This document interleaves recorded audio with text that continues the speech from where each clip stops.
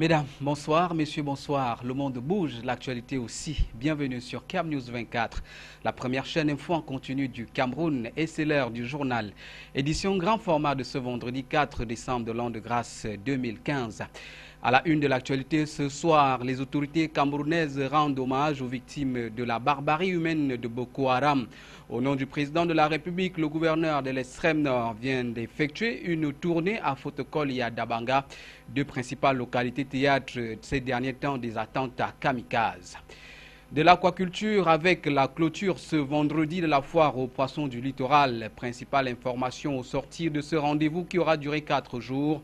Le dépôt d'un document sur la table des pouvoirs publics pour booster le secteur de la pêche au Cameroun. Et puis en sport, attention, danger, c'est la sonnette d'alarme sur les matchs retour des barrages de football comptant pour le tournoi national en vue de l'association en Ligue 2 dans la région du littoral ce week-end. Constat fait par nos reporters hier, jeudi, lors des matchs allés au stade de la réunification à Douala avec la sécurité aux abonnés absents. Voilà pour le sommaire. Une fois de plus, bienvenue au journal. Dans sa traditionnelle réflexion du vendredi, le service de l'information de Cam News 24 se penche sur le mois de décembre, mois de bilan et perspectives entre activités parlementaires et discours du chef de l'État, en passant par le quotidien de décembre des citoyens. L'ultime mois de l'année au cœur de votre réflexion à suivre donc avant la fin de ce journal. Extrême Nord, le gouverneur, au nom du président de la République, rend hommage aux victimes des attentats suicides de Fotokol et de Dabanga. C'était autour d'une visite dans les deux villes camerounaises où on enregistre régulièrement des incursions meurtrières. Midiawa Bakari en a profité pour encourager les membres des comités de vigilance. Le compte rendu de Célestin Taboulé, succès. Après le double attentat suicide perpétré le 9 novembre dernier à Fotokol, le gouverneur de la région de l'extrême nord est allé rendre hommage aux victimes. Midja Bakari a transmis le message de réconfort et de condoléances du couple présidentiel à la famille de Maloum Massaou Issa, tué dans une attaque alors qu'il tentait de sauver de nombreux citoyens d'un carnage bien orchestré par deux terroristes de Boko Haram. En vue d'honorer la mémoire de ce valeureux citoyen ayant sacrifié sa vie pour préserver celle des autres, le gouverneur lui a, à titre posthume, décerné la médaille de chevalier de l'ordre de la valeur. Midja Bakari a saisi l'occasion pour encourager les membres du comité de vigilance. Il leur a demandé de redoubler davantage de courage et de vigilance. Le représentant du chef de l'État a aussi remis des appuis financiers à ces derniers. Un geste très salué par le président du comité de vigilance de Fotokol. Bien sûr, ça va nous encourager, mais le nombre du comité c'est très élevé. Ceux qui sont derrière moi, tout ça, c'est ceux qui sont présents. Parce que si on a un renseignement, la première chose, c'est quoi? Il faut que le comité passe sur le terrain pour vérifier et informer les autorités compétentes militaires comme administratives. Après Fotokol, le cap a été mis sur la localité de Dabanga, une autre ville tristement célèbre où on venait d'enregistrer le samedi 28 novembre un double attentat terroriste ayant fait 7 morts. Ici, Midja Bakari a transmis à Ramat Abakar, père de la famille victime de cette autre attaque, le message de condoléances et de compassion du chef de l'État. Comme à Fotokol, le patron de la région de l'extrême nord a invité les membres du comité de vigilance à s'investir davantage dans la défense de l'intégrité nationale. Des appuis financiers ont été également mis à leur disposition pour mener à bien leurs opérations sur le terrain. Aux grands hommes donc, la patrie reconnaissante. Le droit au travail et les droits fondamentaux des travailleurs, la Commission nationale des droits de l'homme et des libertés et le cas de la SOCAPAM, la Société camerounaise des palmeraies, c'est l'un des cas de mauvaises conditions de travail dans les entreprises dont la Commission a pris connaissance. Ceci ressort dans le rapport 2014 sur l'état des droits de l'homme au Cameroun, présenté au public hier, 3 décembre 2015, par la Chambre. Et bien évidemment, sur les détails de ces derniers développements au sein du rapport 2014 de la Commission nationale des droits de l'homme et des libertés, Jean-Pierre Bitongo, Donald Anyuzoa pour le récit. Le rapport annuel 2014 de la Commission nationale des droits de l'homme et des libertés, publié en cette année 2015, fait aussi la part belle aux droits du travail et aux droits fondamentaux des travailleurs. Pour constater le respect et la mise en application de ces droits, la Commission s'est par exemple appuyée sur le fonctionnement de la Société camerounaise des palmeraies, dont le cas lui avait été soumis par l'antenne régionale de la CNDHL au lendemain du mouvement de grève entamé par le personnel de la Socapalm en septembre 2014. Le personnel en son temps exigeait le départ des dirigeants de cette entreprise au motif qu'ils violent les dispositions légales relatives aux conditions de travail. La commission relève aussi qu'à la Socapalm, le salaire est de 165 francs CFA par heure de travail avec une prime de 500 francs pour le chargeur par tonne supplémentaire et 8 francs par régime extra, que les moyens de transport sur les sites sont très dangereux et que l'emploi est précaire en raison des contrats saisonniers et sans protection sociale. Interpellés par la commission, les dirigeants de la Socapalm ont décliné toute responsabilité, imputant ces manquements aux sociétés de sous-traitance dont la liste reste toujours attendue à la commission nationale. Je suis sûr que les responsables de la Socapalm qui vont lire ce rapport et qui verront que la commission a cité ce cas dans ce rapport ne resteront pas indifférents.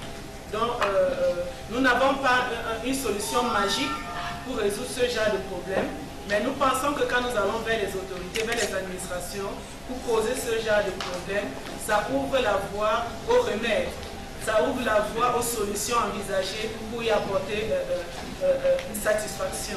Face à cette situation, la Commission invite les employeurs à respecter la législation en vigueur, promouvoir une culture de la santé et de la sécurité au travail, recommandant au gouvernement de procéder à la révision du Code de travail adopté en 1992 et qui protège l'employeur que le travailleur, de renforcer en ressources humaines, techniques et logistiques les inspections de travail et d'enjoindre les inspecteurs à intensifier les visites d'entreprises.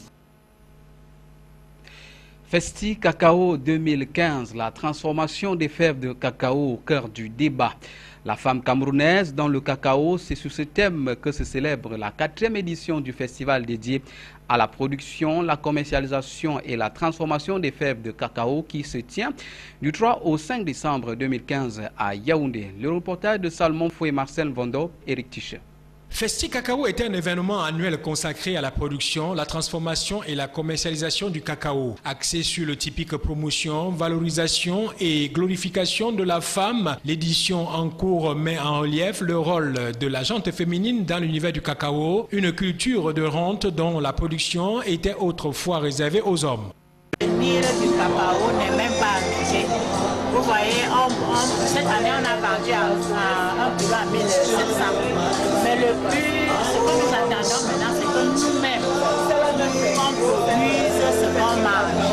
On a toujours l'habitude d'exporter, alors qu'ils nous ont caché toutes ces richesses. Depuis des années que le Cameroun fait le cacao, on ne savait pas qu'il y avait tant de choses. Ils se sont enrichis derrière notre dos.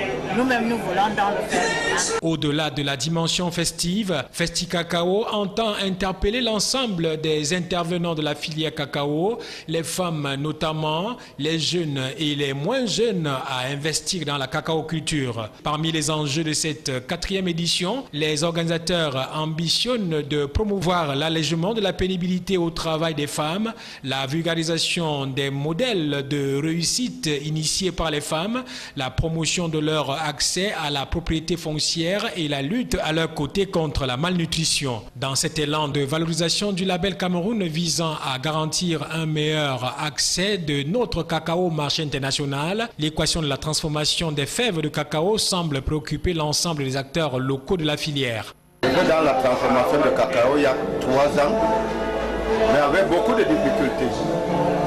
Je fais dans le beurre de cacao, le savon de cacao, l'huile de cacao, le cacao lyophilisé, les suppositoires de cacao et autres, la poudre, même les bonbons de cacao, le chocolat. Ma dernière innovation, c'est cette glycérine et ce savon. Parce que la glycérine, la lotion de cacao, la matière première c'est le cacao. Cette année, la Grande Messe s'articule autour d'une foire-exposition, une conférence internationale, un forum jeune et une soirée des awards qui marquera le clou de ces manifestations. Dans la suite du journal, un plaidoyer en vue de l'amélioration du secteur de la pêche au Cameroun sera bientôt déposé sur la table des pouvoirs publics. C'est la principale information à retenir du bilan fait par le délégué régional de la CAPEF pour le littoral. Au terme donc de la 3e foire aux poissons clôturée sans tambour ni trompette ce 4 décembre 2015 à Douala. Après 4 journées d'intenses activités. Apollinaire Zobelbon, Benoît Ndormo.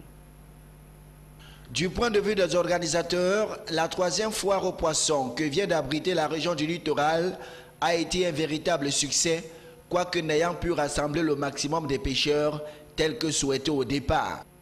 Les pêcheurs n'ont pas été nombreux, n'ont pas répondu nombreux à notre appel, mais la raison qu'ils donnent, c'est que la période de maintenant, là, il n'y a pas assez de poissons, ce n'est pas une bonne période favorable à la pêche. Au-delà des bonnes affaires réalisées par la minorité des exposants présents à l'esplanade de la Chambre d'agriculture du littoral, la 3e foire aux poissons aura permis aux experts du domaine de faire un diagnostic sans complaisance des nombreux problèmes qui entravent la bonne pratique de cette activité dans la région du littoral en particulier et au Cameroun en général. De ce diagnostic, il ressort le problème d'encadrement des pêcheurs camerounais, la vétusté du matériel utilisé pour la pêche artisanale, toutes choses qui ont permis aux pêcheurs étrangers de prendre le pas sur ceux du Cameroun. L'aquaculture, optée par les experts pour répondre aux insuffisances de la pêche traditionnelle, se trouve elle aussi confrontée à d'énormes difficultés. Du coup, les acteurs du secteur pêche entendent faire un plaidoyer auprès des pouvoirs publics afin que ceux-ci puissent apporter des réponses concrètes à leurs différents problèmes. Management des projets et programmes et portefeuille, l'ANOR installe son tout premier comité miroir. L'enjeu est d'amener les Camerounais à adopter les meilleures pratiques dans le management des projets et programmes en vue d'obtenir des performances susceptibles de tirer la compétitivité de notre économie. Les détails avec Salomon Foué et Marcel Vondoaben. La promotion de la normalisation et de la démarche qualité s'invite dans le processus de maturation et de gestion des projets et programmes au Cameroun. Une dynamique impulsée par l'Agence des normes et de la qualité l'ANOR qui a procédé ce vendredi 4 décembre 2015 à l'installation à Yaoundé des membres du tout premier comité miroir dédié à la promotion des pratiques de bonne gouvernance dans toutes les administrations publiques et privées, histoire de rendre plus compétitive l'économie camerounaise. Le comité de management de projets, programmes et portefeuilles ainsi mis en place est constitué des représentants des administrations publiques, des entreprises privées, publiques et mixtes, des entreprises spécialisées de conseil et de formation en management des projets, des organisations professionnelles, des organismes gouvernementaux de régulation, des institutions universitaires et autres organisations de la société civile intervenant ou impliquées dans le management des projets, programmes et portefeuilles. Il a pour mission, en liaison avec le comité technique de l'Organisation internationale des normes ISO 258, de coordonner au niveau national les travaux d'élaboration, d'adoption et de maintenance des normes sur le management des projets, programmes et portefeuilles. Le comité est chargé d'assurer la participation effective et efficiente de l'ANOR aux travaux internationaux du comité technique de l'Organisation internationale des normes, de contribuer au niveau national à la formation des consensus sur le thème lié aux travaux de normalisation dans les filières et d'émettre des commentaires, des observations et recommandations en rapport avec les travaux internationaux du comité technique de l'ISO 258. Le même comité est en outre chargé de veiller à la cohérence des différentes positions internationales relatives au projet de normes internationales du comité technique de l'ISO 258, de participer s'il y a lieu aux travaux de délibération du comité technique de l'ISO 258 en émettant des recommandations de vote à l'ANOR et d'examiner ou étudier toute question relative au management des projets, programmes et portefeuilles adoptés par le comité ou soumis par le directeur général de l'ANOR. Le fait que l'ANOR crée aujourd'hui un comité miroir, vous voyez, pour porter l'effort, c'est-à-dire tous les professionnels camerounais à participer à l'exercice de normalisation au niveau international et surtout à utiliser, vous voyez, les normes internationales dans le cadre des projets qui sont gouvernés et managés au Cameroun. Donc ce comité miroir vraiment vient à prénommer. En procédant à l'installation des membres du tout premier comité miroir sur le management des projets, programmes et portefeuilles, la direction générale de la Nord a prescrit engagement, responsabilité et esprit d'équipe pour que la voix du Cameroun soit portée à l'international. Sport, football, barrages régionaux dans le littoral. Le problème de sécurité se pose avec acuité au stade de la réunification de Douala. Les premières demi-finales se sont disputées hier sans un dispositif sécuritaire digne de ce nom. L'absence de la police et des agents de sécurité ont laissé entrevoir beaucoup de failles à la main courante et dans les gradins. C'est donc dans ces conditions que les deux affiches de ce week-end vont également se disputer si rien n'est fait. Michel Atiba. Voici deux images qui sans doute pourront faire le tour du monde. Des membres de la commission de sécurité des barrages qui escaladent la grille de sécurité afin d'aller mettre de l'ordre à la main courante. Des clichés captés jeudi 3 décembre en pleine affiche Aigle de Nkonsamba, stade régional de Melon. Des images qui n'ont pas ému les dirigeants de la Ligue régionale de football du littoral, mais surtout le comité d'organisation. Les barrages régionaux du littoral se disputent sans mesure de sécurité, malgré la mise sur pied des commissions parmi lesquelles celles dites de sécurité. Les demi-finales allées se sont disputées sans un dispositif policier. Jeudi dans la cuvette de Bepanda, pas une seule silhouette d'un homme en tenue à la main courante et surtout sur les gradins. Hormis la présence de la Croix-Rouge, la compétition se dispute presque sans garantie sécuritaire. C'est donc dans ces conditions que Stade Régional de Melon va s'imposer devant Aigle Royal de Nkonsamba ici en bleu. 2-0. L'avance de 2 buts pourrait peser lourd côté Aigle de Nkonsamba pour la manche retour ce dimanche. Place maintenant à la réflexion du vendredi. Le mois de décembre où certains tirent la couverture de leur côté et le diable par la queue pour d'autres. Ce fameux mois est au centre de la réflexion du vendredi. À chacun son mois et ses convictions pour réussir la transition pour l'année suivante. Suivons plutôt. Le mois de décembre, considéré à tort ou à raison comme le mois fatidique pour faire le bilan de l'année et envisager les perspectives d'avenir. En décembre, les membres du gouvernement orchestrent leurs pièces de théâtre avec les parlementaires au sujet de l'examen de la loi des finances. En quelques jours, les députés et sénateurs disent vérifier point par point, jusqu'au moindre détail près, le budget proposé par le gouvernement. Mon œil, diraient certains. Les élus de la nation, dont parfois les profils ne correspondent pas à la tâche, prouvent quoi qu'on dise, ils sont trop forts. Là-haut, sous d'autres cieux, les parlementaires prennent 3 fois plus de temps pour examiner un budget annuel. Chez nous, juste une vingtaine de jours suffisent. En décembre, tout le monde attend le traditionnel discours du chef de l'État. Même si ce sont les mêmes sujets qui y sont traités, l'on n'est pas très souvent loin de la logique du même plus le même multiplié par le même égale stagnation. Mais en décembre, tout discours passe, même celui des sirènes des caravanes promotionnelles des ventes des produits de grande consommation. Bien que destinés aux moins nantis, ce sont les grands barons qui, au finish, y font leurs emplettes. Le petit peuple vivra donc son mois de décembre avec une flambée des prix. Et comme c'est décembre, la réplique de « on va faire comment » se lit sur tous les visages des citoyens lambda. Pendant toutes les nuits de décembre, tous les chats sont aussi gris, avec d'autres couleurs de plus, pour faire partie des seigneurs et reines de la nuit. En décembre, tout est facile dans les relations hommes-femmes, dans les milieux nocturnes. Tout est donné à condition de gérer le mois de décembre de la nouvelle conquête ou des différents ministres de l'Intérieur. Décembre, avec le grand barbu, le Papa Noël qui vole au secours des enfants, le Père Noël instrument aussi pour certains de montrer leur charité. Les tout petits croient Dieu comme fer et espèrent que malgré tout, le Père Noël passera chez eux. Le mois de décembre aussi, c'est la grande ruée vers des tontines, ces laboratoires informels d'argent qui comblent et soulagent certains foyers, font aussi la pluie et le beau temps en décembre. Alors, dites-moi qui vous êtes et je vous dirai quel mois de décembre vous allez passer. À vendredi. Le rendez-vous est donc pris pour vendredi prochain, s'il plaît à Dieu. C'est la fin de cette édition, mais avant de nous quitter, voici ce qu'il faut en retenir. Les autorités camerounaises rendent hommage aux victimes de la barbarie humaine de Boko Haram. Au nom du président de la République, le gouverneur de l'extrême nord vient d'effectuer une tournée à Fotokol et Dabanga, deux principales localités théâtres des attentats kamikazes ces derniers temps. de l'aquaculture avec la clôture ce vendredi de la foire aux poissons du littoral.